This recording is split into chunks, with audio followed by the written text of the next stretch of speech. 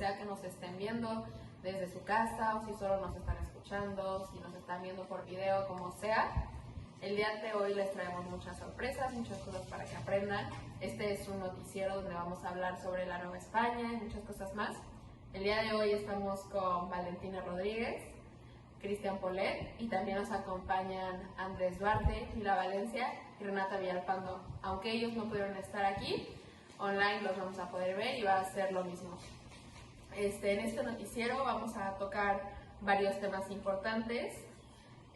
Por ejemplo, las características más importantes de la conquista española, para que de esa manera podamos entender nuestro pasado, nuestro presente y veamos cómo hacia el futuro, ya que tenemos como las bases. Entonces eso es súper importante. Este noticiero se divide en varias partes, que es el segmento 1, que es la bienvenida, luego va el segmento 2, donde hablamos sobre unas características, contestamos 3 preguntas importantes, luego va la cápsula informativa, que es como un tema en especial donde se habla de eso, luego segmento 4, donde se contestan las otras 3 preguntas, y ya hasta el final, que es la despedida.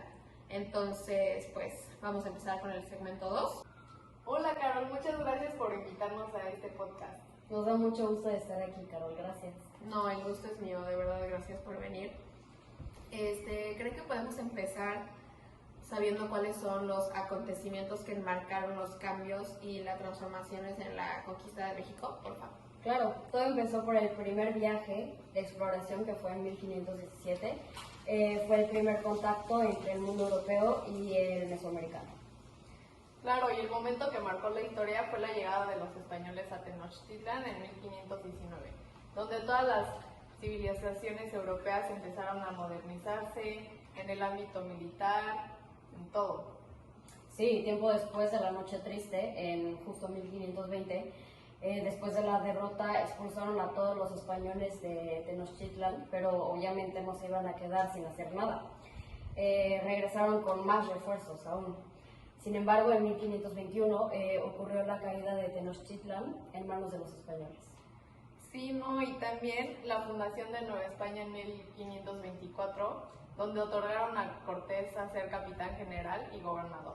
Claro, otro aspecto fue la encomienda, donde forzaban a los trabajadores indígenas en las tierras de los conquistadores, y luego se creó el sistema de las haciendas, que en todo ese tiempo el control español fue sobre México y se consolidaba.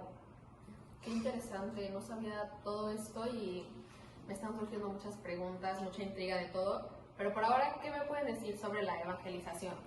Fue cuando los misioneros, en especial Fray Bartolomé de las Casas, uno muy importante, empezó a repartir la religión entre los de las poblaciones, y ahora es lo que nos hace la religión y las creencias que tenemos hoy en día. Me parece súper increíble cómo estos sucesos que aunque ya pasaron hace muchos años nos marcan a pues nuestra historia. México hoy en día es lo que somos, o sea, todo lo que pasó es lo que somos ahorita. Otra cosa que me gustaría saber es cómo ocurrió esto de la monarquía en la Nueva España. Empezó con el matrimonio de los reyes católicos, Isabel I de Castilla y Fernando II de Aragón, que fue la unión de 2 importantes coronas de la península ibérica, y después estaban en el trono 2 casas reales, los Habsburgo en el siglo XVI y XVII. Súper interesante todo esto, muchas gracias, chicas, y ahora ya podemos pasar al tercer segmento. Hola a todos, estoy muy emocionada y honrada de poder ser la encargada de la cápsula informativa el día de hoy. Aunque no se me fue posible estar ahí presente con ustedes, estoy muy feliz de que por medio online sí se pueda. Empezaré contándoles sobre 3 aspectos que cambiaron en nuestro país después de la conquista española. El primero es la ideología y la religión. Tras la llegada de los españoles, los curas se encargaron de evangelizar a los indígenas, transformando su religión a la fe católica. Esto lo hicieron creando diferentes iglesias y impartiendo sus creencias para que así los indígenas renunciaran lentamente a sus creencias. Otra de las cosas que cambiaron o que trajeron los españoles fueron las comidas y las especies, como por ejemplo el trigo, la carne de res, los lácteos, el aceite de oliva, entre muchas otras cosas. La tercera y última, pero no menos importante, fue la vestimenta.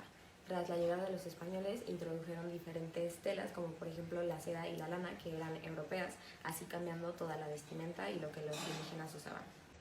Por otro lado, también existen otras que quedaron igual. Por ejemplo, las costumbres y tradiciones indígenas, como lo son el Día de Muertos, los cultivos y la agricultura, por ejemplo, los cultivos de chile, maíz, siguen hasta la actualidad. El último aspecto que veremos que sigue igual es la fauna. A pesar de que tras la llegada de los españoles estos introdujeron diferentes animales, la mayor parte de fauna que existe en nuestro país sigue. Hola chicos, ahora estamos en el segmento 4. Muchísimas gracias por conectarse, Andrés y Mila. Es un gusto que ustedes estén participando con nosotros, aunque sea a distancia. Gracias por invitarnos, estoy emocionado de participar en el programa.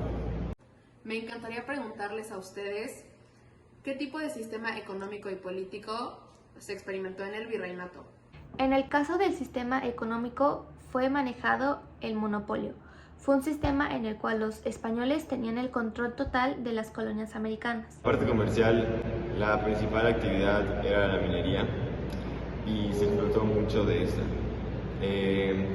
Al igual que los principales recursos económicos venían de la agricultura y del trigo y del maíz. Y al igual que el caña de azúcar, y ahí fue cuando se implementaron las encomiendas, donde los indígenas eran sometidos a trabajos duros por los españoles. Oh, qué fuerte que explotaban a los indígenas los españoles. Gracias Andrés por comentarnos esto y que ahora ya pues tenemos más información y ya podemos tener como una opinión más grande sobre esto. Y también me gustaría saber de qué manera las reformas borbónicas formaron parte en la organización política, social y económica en el virreinato. En la organización social, los españoles, criollos y mestizos representaban los tres grupos más importantes de la Nueva España. En la parte económica, los criollos, hijos de los españoles nacidos en América, fueron dueños de haciendas o comercios y se desempeñaban como clérigos, oficiales de ejército u hombres de leyes. En la organización política, los españoles, siendo burócratas, obispos de iglesia y jefes militares, fueron los más beneficiados, ya que ellos fueron los que cifraron toda la riqueza obtenida a través de la explotación minera, agrícola y entre otros negocios. Muchísimas gracias por esta información, Mila.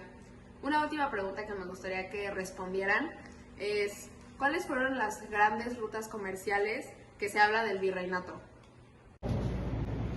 Contaban con dos rutas comerciales marítimas que eran por el Océano Pacífico y el Océano Atlántico.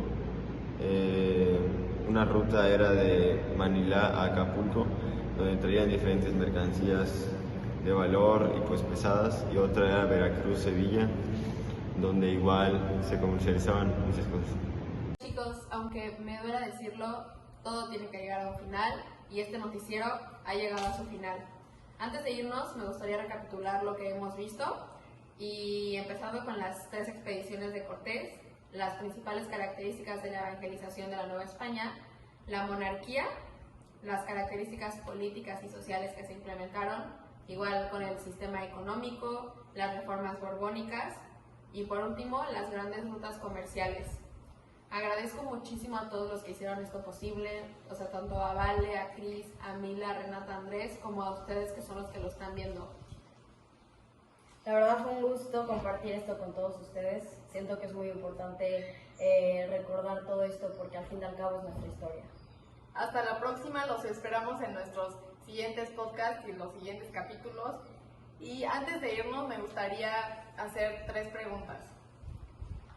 ¿Qué aprendizajes se pueden llevar de la práctica para el futuro de nuestro país?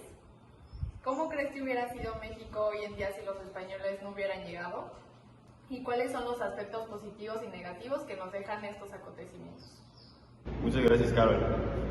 Estoy muy agradecida porque me pudieran otorgar este espacio para poder compartir mis conocimientos y espero que hayan disfrutado mucho de mi cápsula y del resto del noticiero.